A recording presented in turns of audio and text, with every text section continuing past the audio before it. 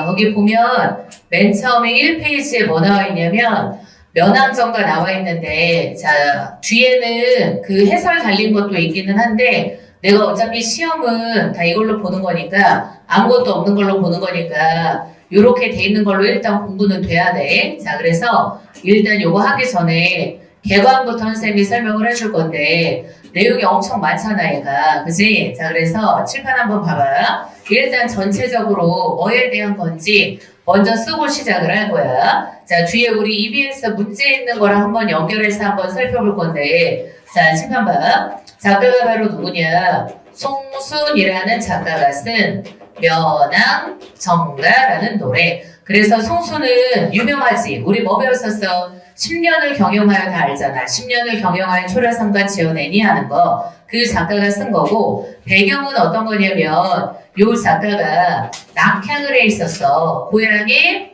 낙향을 한 거야. 그래서 그 낙향을 해서 거기에 뭐가 있느냐? 제월산이라는 산이 있는 거야. 그 산의 중턱에다가 뭘 지었냐 이 작가가 면항정이라는 정자를 지은 거야. 아직도 남아있어 면항정이. 그래서 그 면항정이라는 정자를 짓고 거기에서 뭘 노래하는 거냐? 자연 속에서의 풍요와 그리고 이 모든 것들은 다 누구의 은혜다? 임금의 은혜다. 해서 마지막에 뭐가 나타나냐? 구는 임금의 은혜에 대한 감사함으로 마무리를 하는 거야. 알겠지? 그래서 우리 이런 노래들을 뭐라고 부르는 거냐? 이런 것을 보통 강호, 가도라고 부르는 거야. 자, 그래서 자연 속에서의 풍요 플러스 군운에 대한 감사. 우리 이렇게 군운에 대한 감사를 다른 말로 뭐라고도 할 수 있을까? 충이라고도 할 수 있는 거지. 그지? 임금은혜에 대한 감사로 마무리가 돼. 자, 그래서 이렇게 배경이 되고 일단 제목은 어떠냐?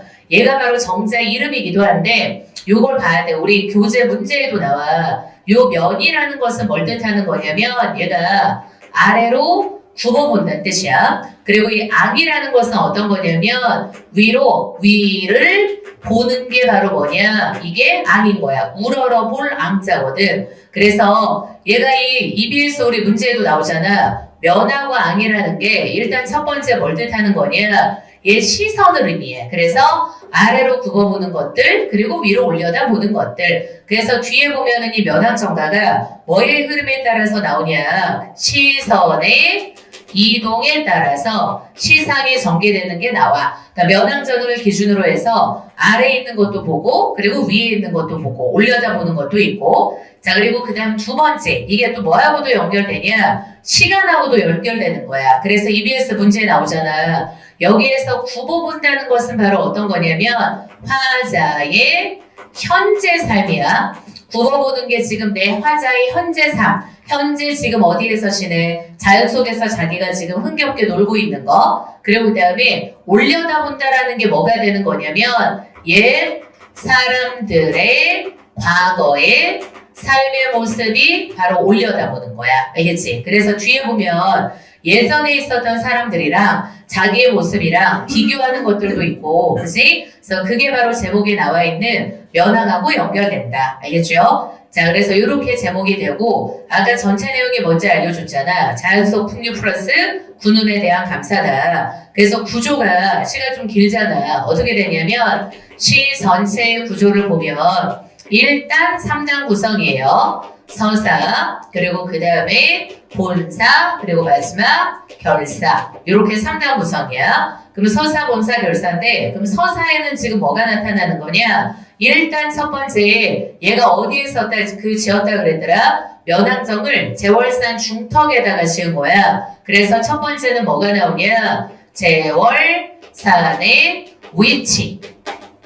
맨 처음에 제월산의 위치가 나와. 그리고 그 다음에 그 중턱에다가 면항정을 지은 거야. 그래서 거기에다가 면항정의 모습이 나타나. 요게 바로 뭐냐? 서사 파트. 알겠지? 그래서 이거를 머리로 상상을 해야 돼. 뭐부터 시작되는 거냐? 내가 드론으로 찍는다고 생각하면 돼. 알겠지? 그래서 얘가 제월산의 위치랑 면항정의 모습이라는 게 있잖아. 드론으로 크게 넓게 찍는 것부터 시작해. 무등산부터 시작해가지고 쭉 해서 이어져서 면항정까지 가는 거야. 됐지? 자, 그리고 두 번째 본사가 두 가지로 갈려요. 본사 1이랑 그리고 그 다음에 본사 투 이렇게 나누는 거야. 자, 그래서 본사 원에는 뭐가 나타나는 거냐? 여기에는 면왕정 주변의 모습이 나타나는 게 바로 본사 원이야. 면왕정 주변의 모습이 본사 원에 나온다. 근데 여기서도 주의해야 될 게 뭐냐? 요 주변의 모습을 얘기할 때 제목하고 연결이 돼. 뭐하고 뭐가 나타나냐? 근경에 해당하는 거랑 그리고 원경에 해당하는 거. 알겠죠? 근경에 해당하는 거랑 원경에 해당하는 게 나와. 자, 그래서 근경은 가까이 있는 거잖아. 그래서 면왕정을 기준으로 해서 아래에 있는 걸 보는 거야. 그치? 그러니까 면에 해당하는 거지. 그럼 아래에 있는 보는 풍경이라는 게 어떤 거냐? 그 밑으로 물이 흘러. 넓은 들도 있어. 모래사장도 있어. 그리고 그 밑으로 기러기도 날아다녀. 알겠지? 그래서 요게 바로 뭐냐? 근경에 해당하는 거고 내가 아래로 굽어보는 거. 자, 그리고 그 다음에 위로 올려다보는 원경에 해당하는 것은 바로 어떤 거냐? 요 주변에 보면 다른 산들이 있거든. 그래서 주변에 다른 산봉우리들에 해당하는 게 바로 원경인 거야. 얘가 지금 제월산 중턱에 면왕정이 있는 거고 이렇게 주변에 이렇게 다른 산세들이 있어. 그게 바로 원경인 거야. 그럼 이렇게 해서 우리 본사 1에서 근경에서 원경으로 뭐가 나타난다? 시선의 이동이 나타난다 라고 할 수 있겠지. 그래서 본사 1번은 시선의 이동에 따라서 시상이 전개가 되는 거야. 자, 그 다음에 이제 본사 2로 가. 그 본사 2가 바로 뭐가 나타나는 거냐? 요거야. 면왕정에서 보내는 사계절의 흥취. 면왕정에서 보내는 사계절의 흥취가 바로 뭐냐? 본사 2가 되는 거거든. 그래서 여기가 계절의 흐름에 따른 시상 전개가 나타나는 거지. 춘, 하, 추, 동하고 계절 흐름에 따라서 시상이 전개가 돼. 알겠죠? 자, 근데 중요한 포인트는 뭐냐면 봐봐봐. 얘가 지금 이렇게 넘어가면서 있잖아. 앞에까지는 면왕정 주변에 여기 지금 풍경 나오는 거 있잖아. 그래서 이 부분까지는 있잖아. 뭔가 시의 초점이라는 것이 뭐였었다면 외부 대상이었었다면 알겠죠? 제월산 봤다가 면왕정 봤다가 면왕정 주변을 봤다가 그래서 시의 초점이라는 것 자체가 외부 대상인 거야. 근데 이게 본산 2부터는 있잖아. 어떻게 되는 거냐? 시의 초점이라는 게 누구로 옮겨지는 거냐? 화자의 흥취로 옮겨지는 거야. 알겠지? 내부로 바뀌는 거지. 내가 이렇게 사계절 흐름에 따라서 뭘 즐기는 거야? 그 사계절의 흥취를 즐기는 거. 그래서 이렇게 추나 추동인 거니까 그럼 이 부분은 시상 전개 방식이 뭐라고 해야 돼? 계절의 흐름이라고 해도 되고 아니면 어때? 시간의 흐름이라고 해도 되고 다 맞는 말인 거지. 그지? 계절의 흐름 플러스 시간의 흐름 다 맞는 거야. 그래서 여기까지가 바로 본사인 거지. 자, 그리고 이제 마지막 결사로 가. 그럼 결사는 뭐가 나타나냐? 여기 결사가 좀 길어. 그래서 여기에서도 똑같이 면왕정에서의 풍류 생활이랑 그리고 맨 마지막에 이 모든 건 다 뭐다?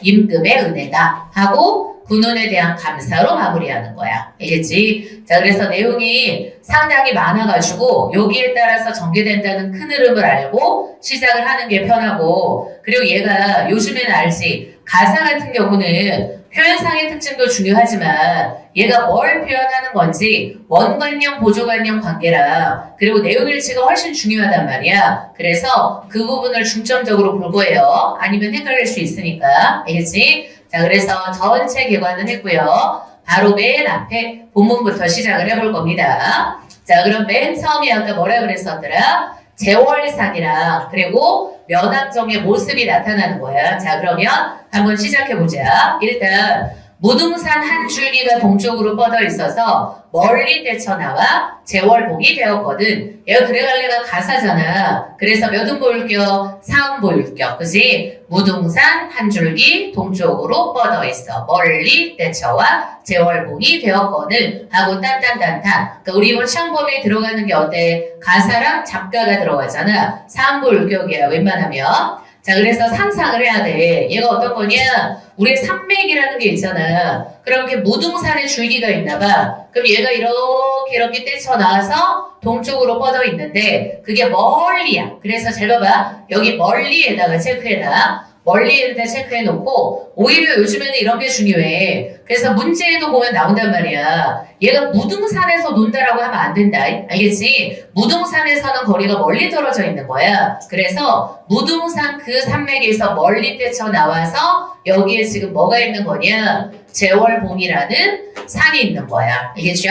멀리 뛰쳐 나와 제월봉이 되었거늘 넓은 들판에 무슨 짐작하느라. 자, 그래서 여기서 원관념을 지금 잘 봐야 되는데 요 넓은 들판에 있잖아. 뭐가 있냐면 무슨 짐작을 하느라. 그래서 이 부분에 뭐가 나타나? 의인법이 있는 거야. 알겠죠?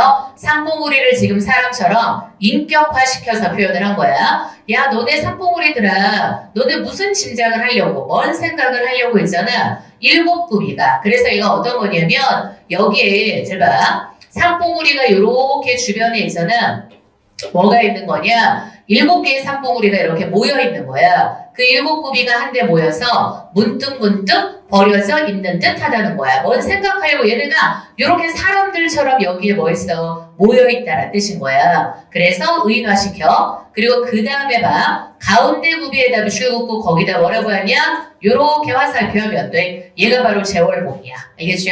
가운데 있는 그 산봉우리가 바로 제월봉인 거야. 그래서 그 제월봉을 비유적으로 표현을 해요. 그 가운데 구비가 구멍에 든 늙은 용이, 자 그럼 잘 봐봐. 이 지금 이 가운데 있는 요 제월봉 있잖아. 얘가 뭐처럼 보이는 거냐면 요 구멍에 늙은 용 한 마리가 있었는데 그 용이 머리를 빼꼼히 이렇게 내민 모습과 같이 생겼다는 뜻인 거야. 산봉우리가. 알겠죠? 그래서 구멍에 든 늙은 용이 선잠을 갖게여서 머리를 얹은 듯 하다. 그래서 잘 봐. 여기까지 이렇게 끊어야 돼.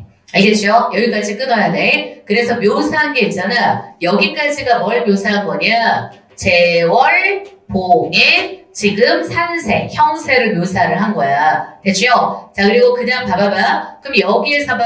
늙은 용의 원관념도 바로 뭐가 돼? 제월봉이 되는 거야. 알겠죠? 우리 늙은 용이라는 것은 여기에서 무슨 관념? 보조관념이야. 고전 시간은 요즘에 특히 이게 중요해. 원관념이 뭔지 체크하기. 그지? 그럼 늙은 용은 보조관념이야. 원관념은 뭐다? 제월봉이야. 그지? 그래서 선잠을 갖게여서 머리를 얹은 것 같다. 그래서 그 머리도 사실 뭐야? 요 제월봉인 거야. 알겠죠?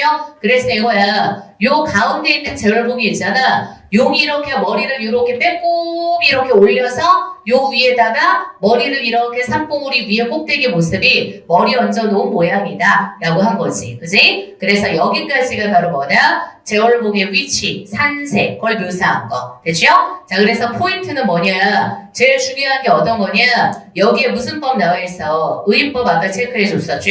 그리고 그 다음 무슨 법 나와? 은유법 나오고, 그리고 그 다음 뭐?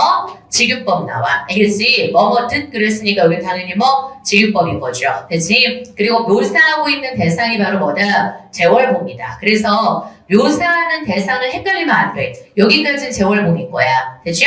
자, 그리고 그 다음 이제 뭐로 넘어가냐? 면왕정으로 넘어가. 널업바위라는 거니까 어때? 널찍한 바위야. 그리고 그 위에 있잖아. 송죽을 해치고 소나무하고 대나무를 해치고 정자를 얹었어. 그래서 얘가 만약에 제월봉이라고 생각하면 뭐 그림이 좀 이상하지만 요 중간에 이렇게 평평한 곳이 있나 봐. 그러니까 인터넷에서 사진 찾아보면 그렇게 크지 않아요. 면왕정이. 알겠지? 그래서 이렇게 산에 중턱에 이렇게 평평한 데가 있는데 거기 소나무하고 대나무를 해치고 뭘 얹은 거냐? 정자를 얹었어. 그 정자가 바로 뭐냐? 면왕정인 거지. 중턱에다가 지금 면왕정을 지은 거야. 그리고 그 다음 잘 봐봐. 여기 나와 있는 요 구름탄 청학이죠? 얘도 지금 보조관념인 거야. 그럼 이 원관념이 지금 뭐가 되는 거냐? 당연히 면왕정이야.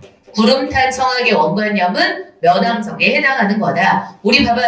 이렇게 집 지을 때 보면 이런 정자들을 지붕이 어떻게 생겼냐? 이렇게 양옆이 어때? 이렇게 올라가 있잖아. 그치? 그래서 양옆에 끄트머리가 이렇게 올라가 있는 걸 있잖아. 얘가 이렇게 날개 펼친 것 같다라고 표현을 한 거야. 그래서 요 구름탄 청학이 천리를 가려고 두 날개를 버려 있는 것 같다. 하고 뭐야? 직유법이고 얘는 무슨 법? 은유법에 해당하죠.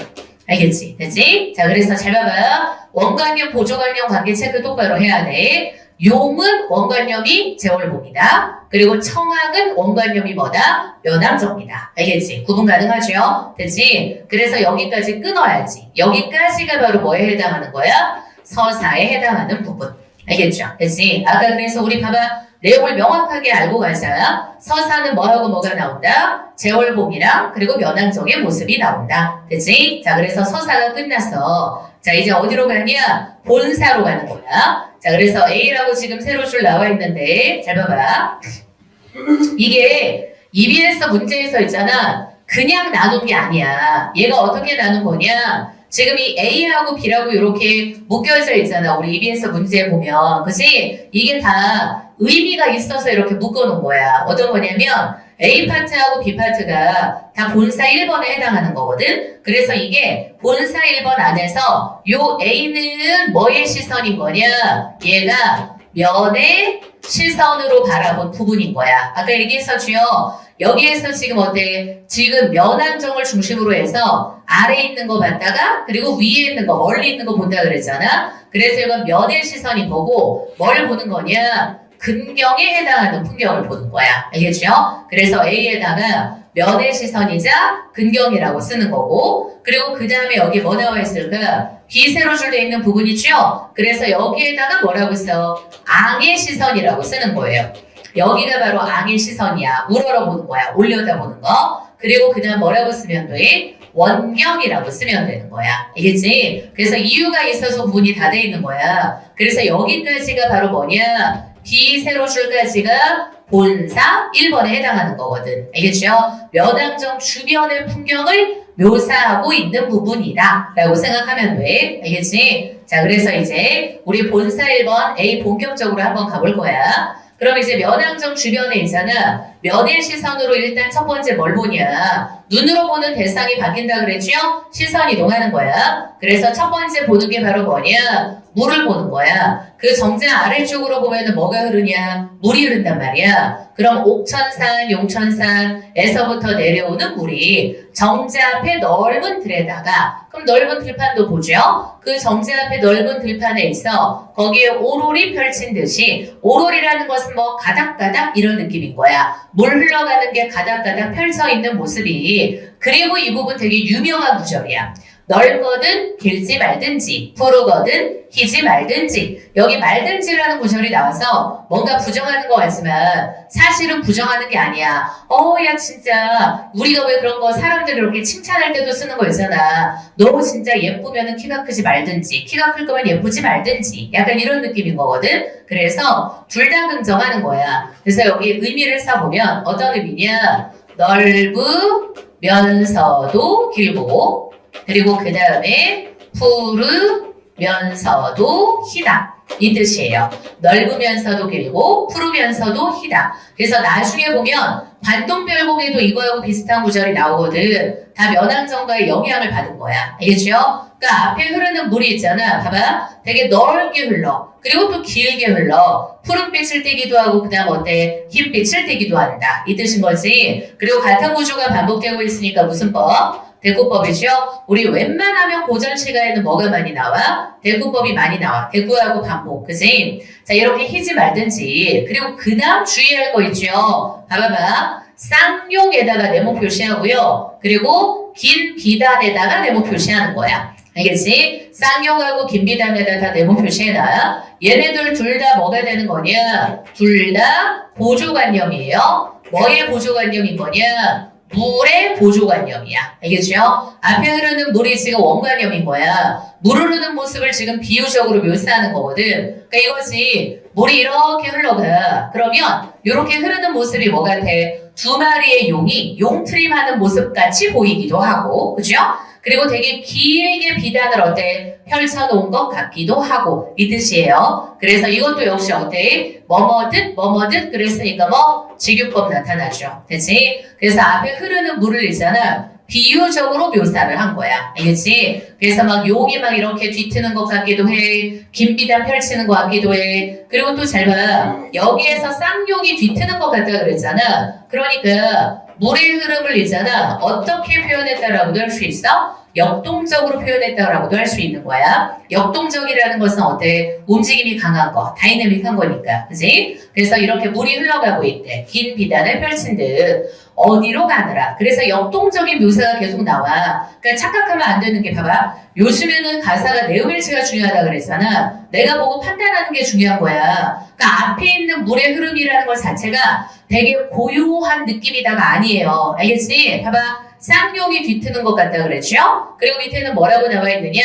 야, 너네 어디 가려고 무슨 일이 바빠서 내닫는 것 같기도 하고 뭘 따르는 것 같기도 하고 밤낮으로 흐른대잖아. 그지? 그러니까 이거는 되게 조용한 느낌이 아니야. 굉장히 움직임이 강한 느낌인 거야. 물의 흐름이라는 게 어디 가려고 되게 뭐가 바빠가지고 막 달려가는 것처럼 보인다는 거잖아. 그지? 자, 그래서 다 물의 흐름을 어떻게 표현한 거냐? 역동적으로 표현한 거다라고 생각을 해야 돼. 알겠지? 항상 국어는 뭐가 있다? 문제에서 근거가 있다. 알겠죠? 요즘 트렌드 뭔지 알지? 외워서 푸는 게 아니야, 문학은. 내가 뭘 해줘야 돼? 독해를 해야 돼. 오늘도 자다 왔어? 잠깐, 윤서 막 1분 1초 막 분초 막 다쳐서 공부하다가 막 시간이 가는 줄도 몰랐던 거야, 막? 맞네! 막 너무 집중해가지고, 그지? 그지? 너무 집중해가지고 막 시간 가는 걸 모르고 막 있었던 거데 막 너무 공부해가지고 막 하다 보니까 딱 시계를 봤더니 이 시간이다 이거네. 그지? 자, 잘 봐. 그래서 물의 흐름을 어떻게 표현한 거? 역동적으로 표현한 거고 여기도 무슨 법도 있어? 의인법도 있지. 어디로 가려고? 야, 너네 어디 가려고? 무슨 일이 바빠서. 알겠죠? 맨 앞에 1페이지 보면 돼. 됐죠? 자, 그래서 무슨 일이 바빠서 내닫는 것 같기도 하고 따르는 것 같기도 하고 밤낮으로 흐른다는 거야. 됐죠? 자, 그리고 그 다음 봐. 이제 뭘 보고 있을까요? 물가의 모래밭을 본 거야. 우리 다 지금 무슨 시선으로 보는 거라고? 면의 시선으로 보는 거야. 제월봉을 기준으로 아래쪽을 보는 거예요. 자, 그래서 물가의 모래밭이 있잖아. 뭐처럼 펼쳐있대? 눈처럼 하얀 모래밭인 거야. 우리 이렇게 하얀 모래사장을 뭐라고 하니? 백사장이라고 부르잖아. 그래서 일단 아래 이렇게 하얀 모래밭이 있어. 그리고 뭐가 있어? 기러기가 막 날아다녀. 어지러운 기러기가 막 무엇을 어르노라. 앉았다가 날았다가 모였다가 흩었다가. 그럼 지금 여기서 기러기의 움직임이라는 것도 어때요? 역동적이잖아. 그렇지? 그래서 봐봐. 분위기 자체가 되게 고요한 분위기가 아니야. 알겠죠? 그래서 여기 나와 있는 자연의 모습을 묘사하는 데 있잖아. 굉장히 역동적인 거 보니까 뭔가 굉장히 자연의 모습을 어떻게 묘사하고 있다? 생동감 있게 묘사하고 있다. 라고 하면 딱 맞는 말인 거지. 그죠? 자, 그래서 기러기도 막 앉았다가 날았다가 모였다가 흩어졌다가 갈대꽃을 사이에 두면서 울면서 따르느냐. 그리고 주의할 점이 봐봐요. 여기에서 울음은 당연히 이게 아니에요. 우리 유산가에도 이거 비슷한 거 나오는데 그냥 기러기의 울음인 거지. 모든 울음을 뭐라고 착각하면 안 돼? 감정이입이라고 착각하면 안 되는 거야. 그래서 그냥 기러기 울음소리다. 그냥 청각적 심상이다. 요 정도로 이해하는 거지. 감정이입 아닌 거야. 그리고 따르는가 하니까 무슨 법? 서리법이죠. 우리 서리법은 어차피 어디에 포함된다? 영탄법 안에 포함되는 거야. 됐죠? 자, 그래서 여기까지가 바로 뭐다? A 세로줄이다. 수능 특강에서 이렇게 묶어놓은 이유가 다 있다. 알겠지? 그래서 그게 뒤에 문제랑 연결이 되잖아. 요 A 세로줄은 바로 뭐라 그랬어? 면의 시선이고 근경의 풍경을 묘사한 거다. 알겠지? 됐죠? 자, 이제 밑에 어디로 가? B 세로줄로 갑니다. 그럼 얘는 바로 무슨 시선이라 그랬어? 얘는 앙의 시선으로 보는 거야. 지금 제월봉에 있는 중턱에 면왕정 기준으로 해서 어디 쪽 걸 보는 거냐? 위쪽, 그리고 멀리 있는 걸 보는 거야. 그죠? 그래서 나오잖아. 넓은 길 바깥에 긴 하늘 아래. 그래서 시선 이동을 한 거야. 아래쪽을 보다가 고개를 들어서 앙의 시선으로 위에 있는 걸 보는 거지. 그죠? 그래서 긴 하늘 아래 두르고 꽂은 것은 산인가 병풍인가. 그래서 잘 봐. 이게 뭐냐면 칠판 봐. 가운데가 뭐가 있는 거냐? 제월산, 제월봉이 있고 요 중턱쯤에 지금 면왕정을 지어놓은 거거든? 근데 우리 광교산도 그렇잖아. 광교산도 봉우리 하나만 있는 거 아니죠. 뭐 형제봉도 있고 뭐도 있고 이렇게 봉우리 여러 개 있잖아. 그죠? 그런 것처럼 얘도 뭐냐? 요렇게 주변에 있잖아. 봉우리가 6개가 더 있는 거야. 그래서 내가 아래쪽 걸 보다가 풍경을 지금 눈을 돌려서 주변에 있는 이렇게 산봉우리들을 멀리 이렇게 보고 있는 거라고 보면 되는 거지. 그래서 두르고 꽂은 건 산인가 병풍인가? 그럼 여기에서 병풍에다 체크해주고 얘도 뭡니까? 이것도 보조관념이야. 알겠지? 지금 얘네가 묘사하고 있는 대상이 뭔지를 인지를 해야 돼. 주변 산봉우리를 보고 있는 거구나. 이 생각을 하는 거야. 그치? 그래서 우리 왜 그렇잖아. 내가 여기 있다고 생각해봐. 그럼 주변에 이렇게 산봉우리들이 있어. 그럼 얘가 뭐처럼 보여? 이렇게 병풍을 둘러친 것처럼 보인다는 거야. 산인가 병풍인가? 다설이법이죠? 그림인가 아닌가? 그럼 이렇게 묘사한 것 자체가 어떤 거냐면 봐봐봐. 야, 병풍 같기도 하고 그림 같기도 하고 이런 느낌인 거잖아. 그래서 사실 주변 산봉우리들의 모습을 보면서 얘가 뭘 하고 있는 거야? 감탄하고 있는 거야. 알겠지? 그치? 야, 저건 산이냐 병풍이냐 그림이냐 아니냐 하면서 감탄해. 높은 것 같기도 하고 낮은 것 같기도 하고 뭔가 산맥이 끊겨 있는 것 같기도 하고 이어져 있는 것 같기도 하고 숨어 있는 것 같기도 하고 보이기도 하고 그치? 그래서 가거니 머물거니 어지러운 가운데 그럼 지금 이게 다 뭐라고 생각해? 강대 산봉우리다라고 생각하면 되는 거야. 그치? 그러니까 우리 봐봐. 광교산 올라가가지고 주변 이렇게 보면은 다 산봉우리 뭐 이런 거 해가지고 이어졌다가 끊겼다 뭐 이런 거 보이잖아. 그런 걸 보고 있다고 생각하면 돼. 가거니 머물거니 어지러운 가운데 이름난 양해서 그럼 이름난 양한다라는 게 무슨 법? 의인법이지. 산봉우리 보고 뭐라고 한 거냐? 잘난 척한다라고 표현한 거야. 지가 잘난 척하면서 있잖아. 하늘도 두려워하지 않고 그러니까 하늘을 두려워하지 않는다는 게 무슨 말이야? 위로 엄청 우뚝 솟았다는 뜻인 거야. 자기가 이름난 척하며 잘난 체하면서 하늘도 두려워하지 않고 계속 의법 지금 우뚝하게 서 있는 게 바로 뭐냐? 그게 바로 추월산이야. 연결해. 알겠죠? 그래서 이 추월산이 지금 바로 뭐? 요겁니다. 이름난 척하면서 완전 하늘 높이 솟아서 우뚝 서 있어. 그렇게 추월산 머리를 이루고 있잖아. 그 다음에 지금 뭐가 있어? 막 용비산, 봉선산 하고 여기 무슨 법? 열거법이 나타나 있죠. 알겠지? 그지? 그래서 요런 산들이 있잖아. 허공에 버려져 있으니까 야 원근에 멀리 가까이 푸른 절벽에 머문 게 많기도 많구나. 그러니까 지금 봐. 머문 게 많다라는 게 바로 무슨 말인 거냐. 여기 나와 있는 산봉우리들의 무슨 모습? 다채로운 모습이라고 생각하면 돼. 알겠죠? 산봉우리들의 다채로운 모습을 이렇게 표현한 거야. 알겠지? 자, 그래서 봐봐. 공부할 때 큰 흐름으로 공부하는 게 편해. 알겠지? 그래서 여기에서 우리 아까 봤던 것처럼 앞에 A 전까지가 바로 뭐다? 서사가 된다. 서사에 뭐가 나온다? 재월봉, 그리고 그 다음 면왕정. 그죠?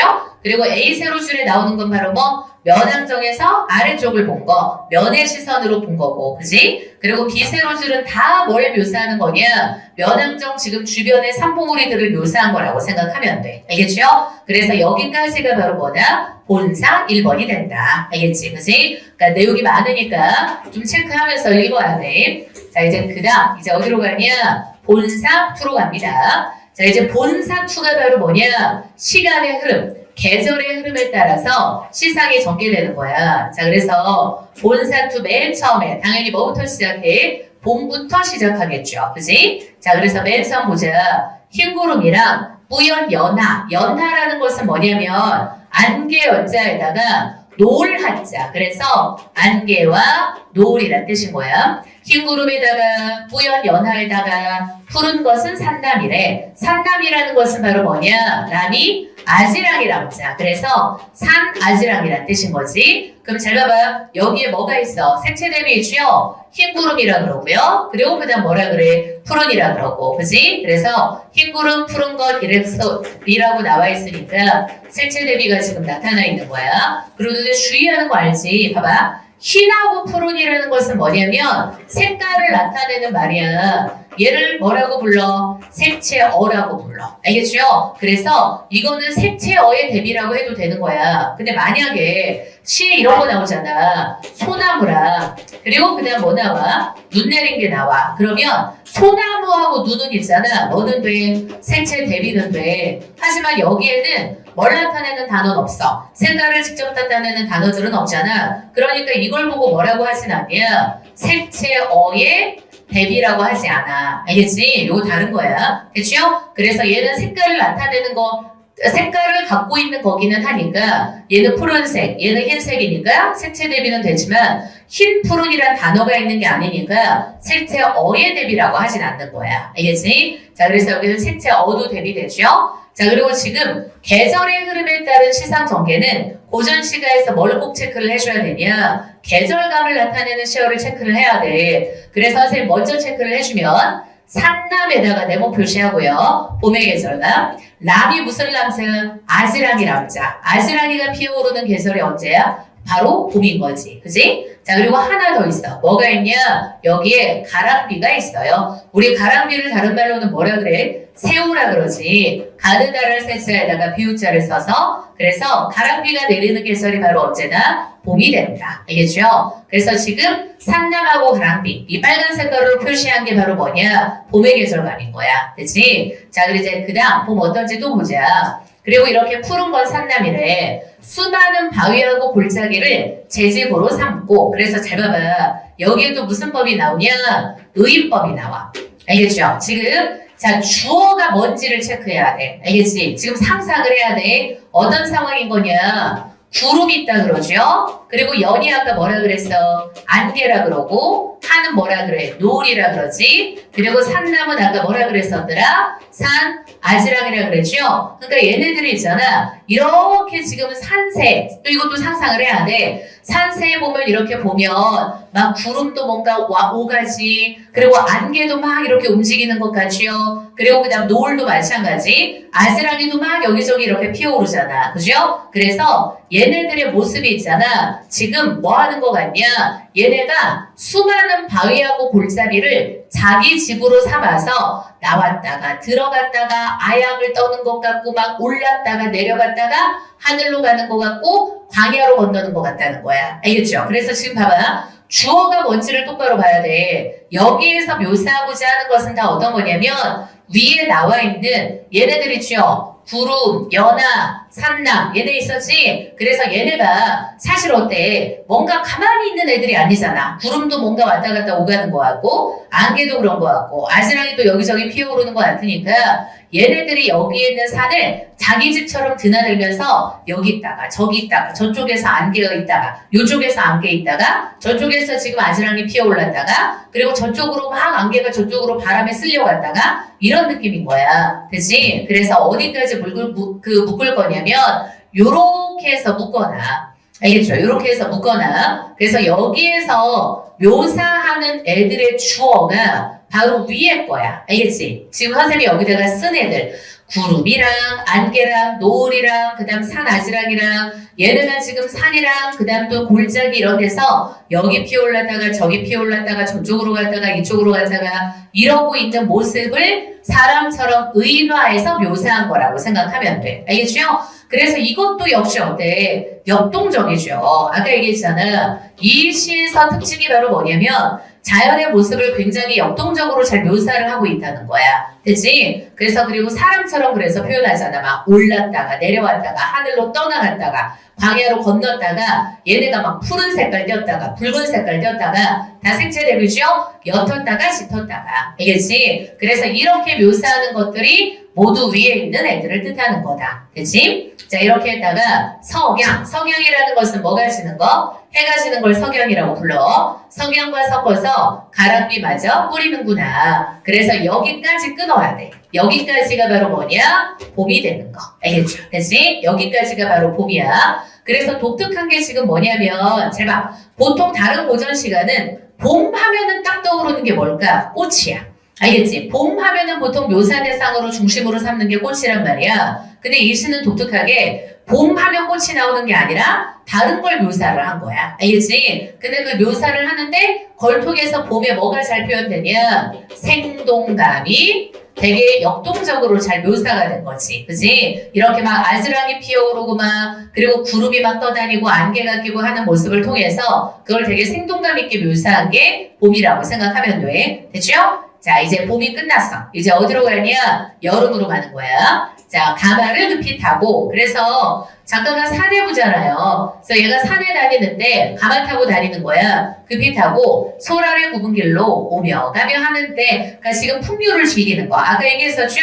본사 2는 초점이 나야. 내가 자연을 즐기는 모습이 초점인 거야. 앞에까지는 내가 아니고 외부 대상이었거든. 본사 2부터는 내가 초점이야. 오며 가며 하는데 녹양의 우는 꾀꼬리가 자 그래서 우리 여름의 계절감 체크할 겁니다. 녹양에다가 네모 표시하는 거야. 녹양이라는 건 무슨 말이냐? 양자가 버들 양자, 푸른 버들이야, 푸른 버들. 그래서 푸른 버드나무에 우는 꾀꼬리가 그리고 사실 꾀꼬리는 책마다 조금 다를 수 있는데 봄이 될 수도 있고요, 여름이 될 수도 있어. 왜냐면 얘가 몇 월에 오냐? 음력 4월에 날아오는 새가 바로 꾀꼬리야. 그래서 음력 4월이니까 지금 얘는 당연히 어때? 뭔가 약간 봄이라고 해도 늦봄이고 그리고 초여름 정도야. 알겠지? 여기에서는 여름이야, 여름. 자, 꾀꼬리가 교태겨워하는구나. 중요한 거 나오죠? 지금 여기에서 꾀꼬리 운다 그러고 어때? 교태겨워한다 그러지? 이건 당연히 뭐야?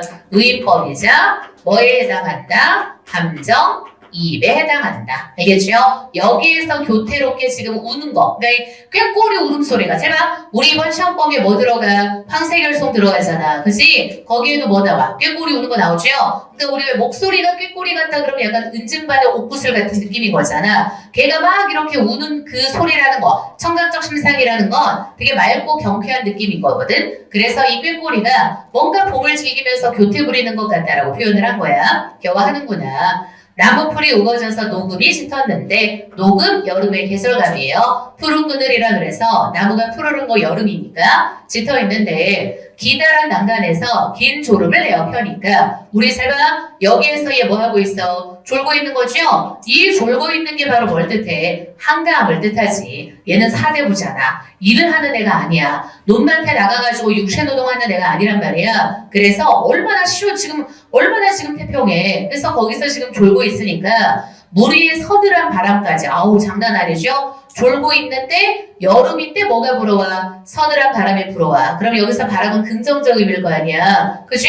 얘가 선풍기 역할을 하는 거니까 그 서늘한 바람이 그칠 줄을 모르는가. 여기 서리법이네. 됐죠? 야, 안 그래도 나 이렇게 졸린 데 있잖아. 뭐가 불어오니까 선풍기처럼 바람 불어오니까 너무 시원하고 좋구나 이거지. 그지? 그래서 여기까지 끊어야 돼. 여기까지가 바로 뭐다? 여름에 해당해요. 여기까지가 바로 여름이야. 됐죠?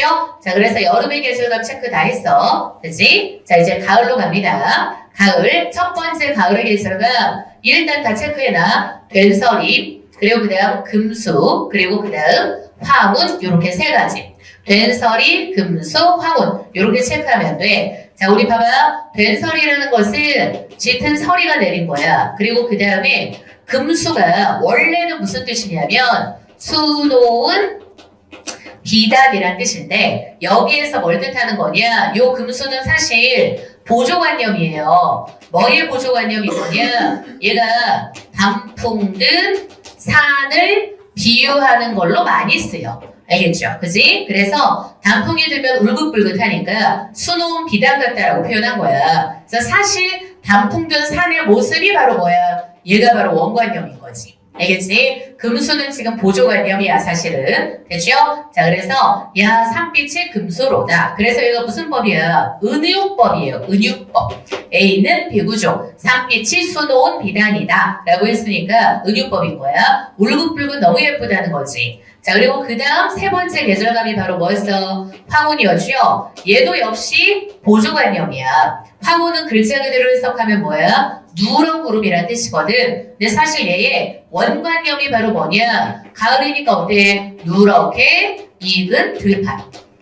누렇게 익은 들판을 황혼에다가 비유를 많이 해. 그래서 얘가 바로 뭐냐? 원관념에 해당하는 거야. 그치? 자, 그럼 황혼은 또 어찌? 만경. 만경이라는 것은 바로 뭐냐? 넓은 들판이라는 뜻. 만경은 넓은 들판이라는 뜻이야. 넓은 들판에 펼쳐져 있느냐? 뭐뭐가 역시 서리법이죠. 어부끼리도 흥에 겨워 달 따라 부는구나 라고 했지? 청각적 심상이네. 자, 우리 보통 있잖아. 달 하면 있지. 봐봐. 달뜬 풍경이라는 것 자체가 되게 낭만적이고 서정적이잖아. 근데 달 중에서도 최고봉은 바로 가을달이야. 그래서 고전문학에서 있잖아. 달뜬 그런 달밤의 이미지에서 굉장히 풍요하고 이런 거랑 연결되는 게 바로 가을에 뜨는 가을밤의 달이야. 그치? 그래서 여기서도 어때? 달이 나오잖아. 흥에 겨워 달 따라 보는구나 까지 끊어야 돼요. 여기까지가 바로 뭐? 가을이야.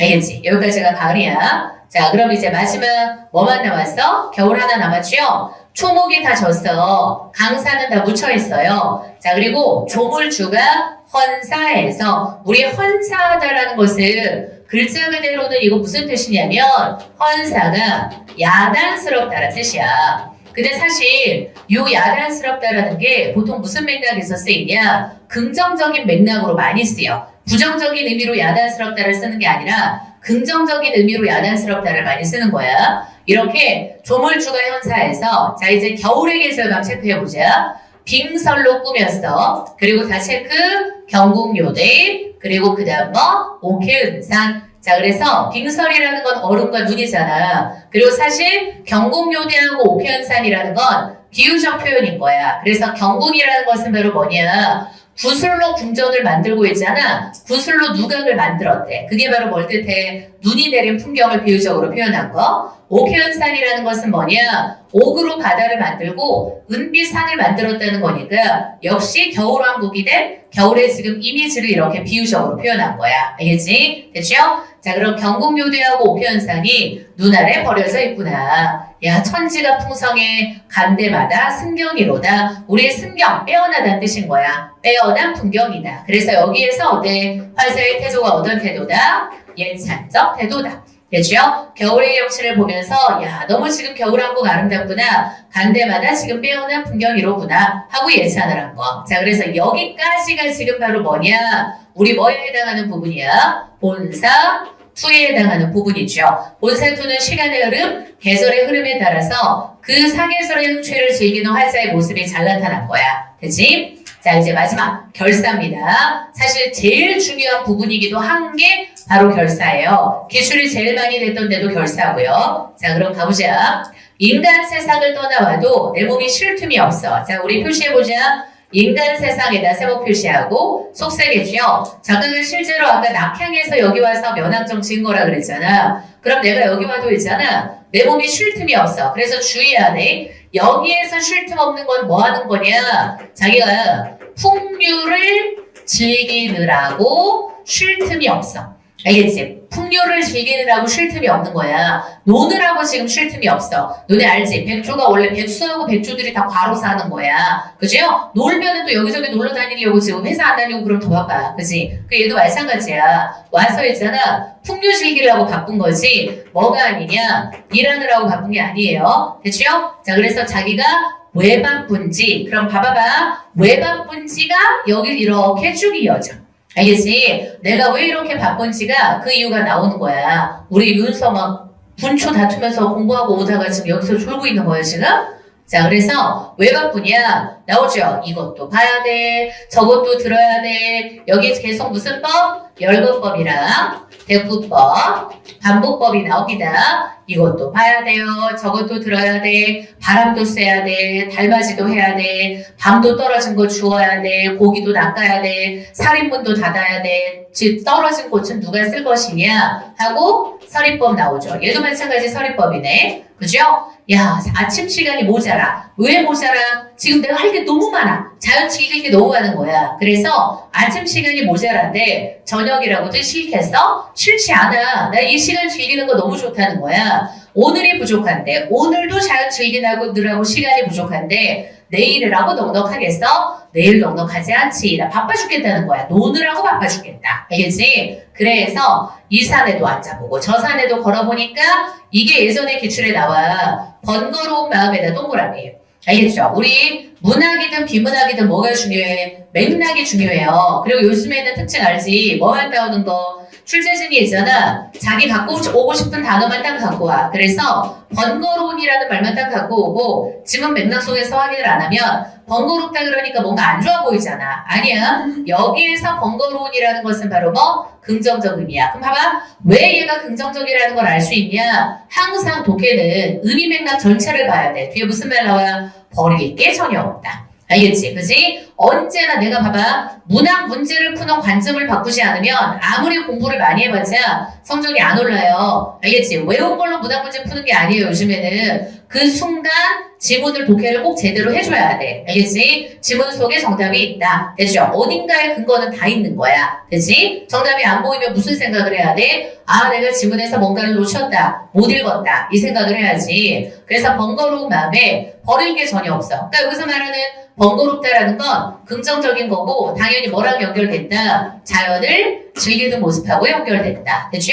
버릴 게 전혀 없어. 나 자연 즐기느라고 바빠 죽겠다는 거야. 됐지? 자, 그리고 그 다음, 야, 쉴 사이가 없는데, 나이가 쉴 틈이 없어. 나 진짜 너무 바빠. 노느라고 너무 바빠. 그래서 쉴 사이가 없는데, 오는 길을 알리랴. 이게 무슨 말이 뭐냐면, 여기도 역시 무슨 법? 서리법이죠? 그래서 얘가 뭐하고도 연결되는 거냐? 무릉도원이나 아니면 다른 우리 고사하고도 연결되는 건데, 이런 거 있어. 옛날 노래들 보면 있잖아. 내가 이렇게 자연 즐기는데 너무너무 이곳이 아름다워. 그래서 나만 즐기기가 아까워. 그래서 사람들한테 알려주려고 했잖아. 요렇게 물길에다가 복숭아 꽃잎 같은 거 띄워가지고 있잖아. 그 꽃잎 찾아오게 하겠다. 뭐 이런 발상들이 많이 나와요. 무릉도원 고사 인용해서. 근데 얘는 뭐냐? 내가 바빠 죽겠는데 남한테 알릴 틈이 어디 있어? 이 말인 거야. 그래서 주의해야 돼. 내용이 중요해. 지금 어때? 다른 이에게 이곳을 알려줄 겨를이 없다 이 뜻이에요. 다른 사람들에게 이렇게 아름다운 곳이 있다는 것을 알려줄 겨를이 없는 거야. 내가 즐기느라 바빠 죽겠으니까. 그치? 이렇게 쉴 사이도 없는데 오는 길을 내가 어떻게 남들에게 알려주겠어? 나 못 알려줘. 다만 지팡이가 무뎌가. 지팡이 무뎌간다는 거는 왜 그런 거야? 하도 싸돌이니까. 알겠지? 하도 싸돌아다니니까 얘가 지팡이가 무뎌간다는 거야. 그래서 지팡이가 다 무뎌간다라는 건 그만큼 어떤 거야? 이 자연 속에서의 풍요를 많이 즐겼다. 여기저기 많이 싸돌아다녔다. 이 뜻인 거야. 그래서 지팡이가 다 무뎌갈 정도인 거야. 야, 술이 익었는데, 그럼 이렇게 노는데 술이 빠질 리가 없잖아. 고전문학에서 술이라는 건 뭐랑 연결되니까? 풍류랑 연결되죠?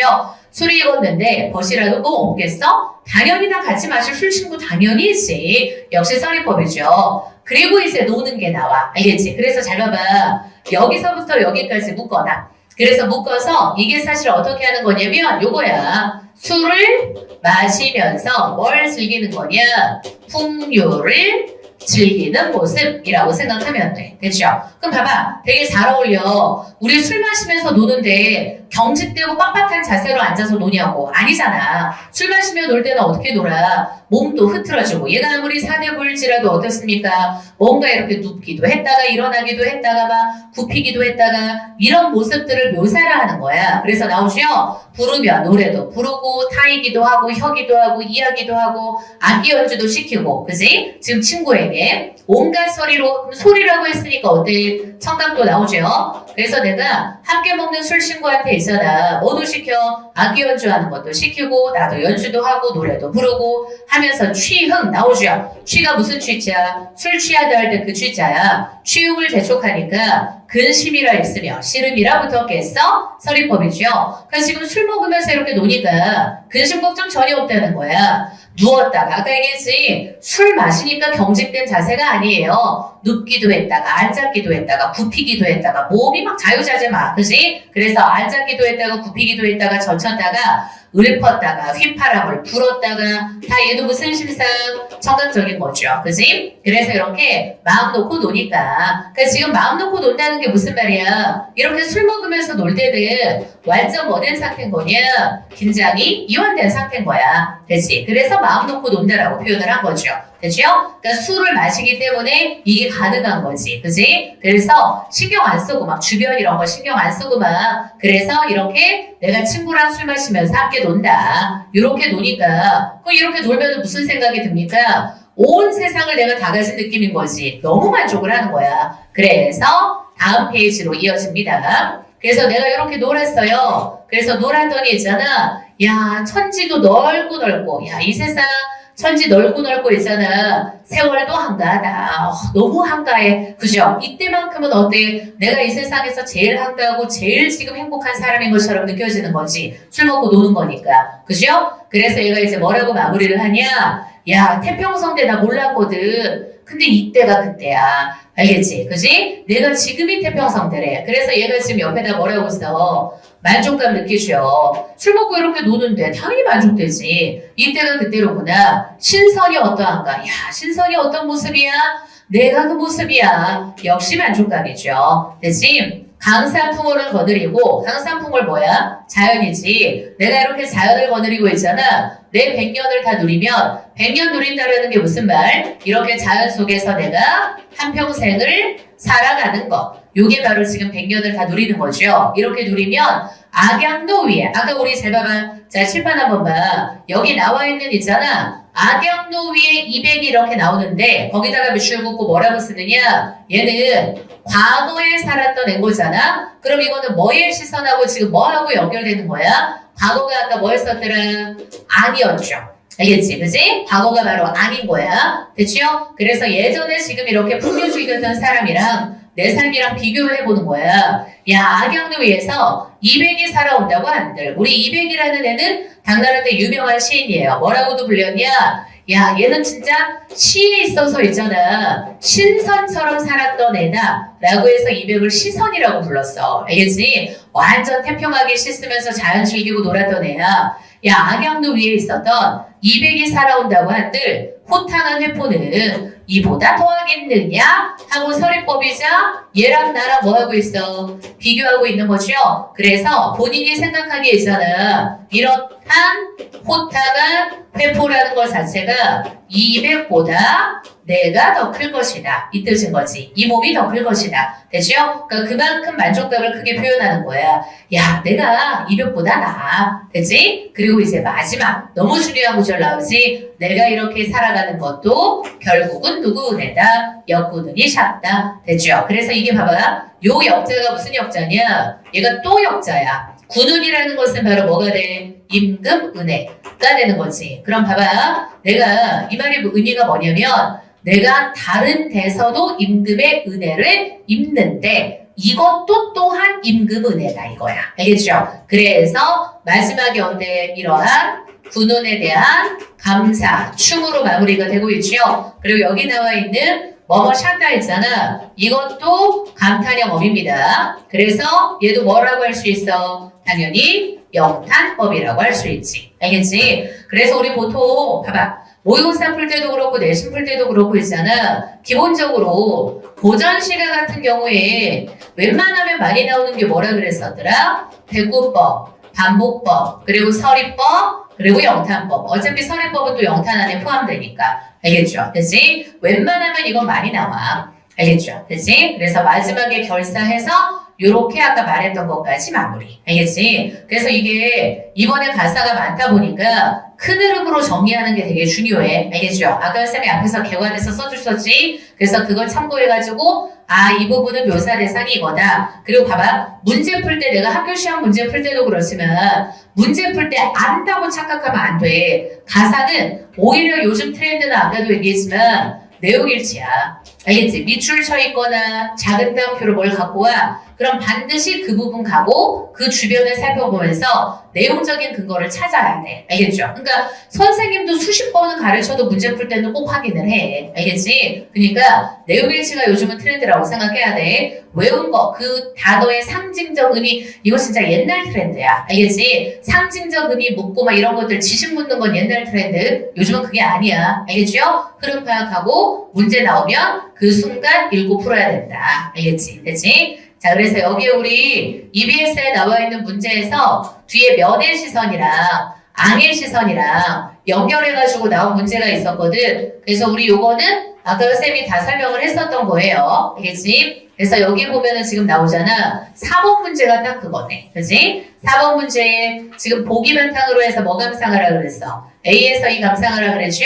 그래서 그 A에서 E를 나누는 이유가 요거 하려고 그랬던 거야. 알겠지? 아도한 쌤이 체크를 다 해줬으니까 문제 잘 풀 수 있을 거고, 그럼 뻔하잖아, 이런 건. 뭐 연결하는 거 갖고 장난칠 것 같아? 과거냐, 현재냐, 그지? 그리고 뭐가 면이냐, 뭐가 아니냐, 앙이냐. 그래서 요거 갖고 장난치는 거야. 알겠지? 자, 한번 스스로 풀어보면 될 겁니다. 자, 그 다음, 그럼 이제 면항정가는 끝났고요.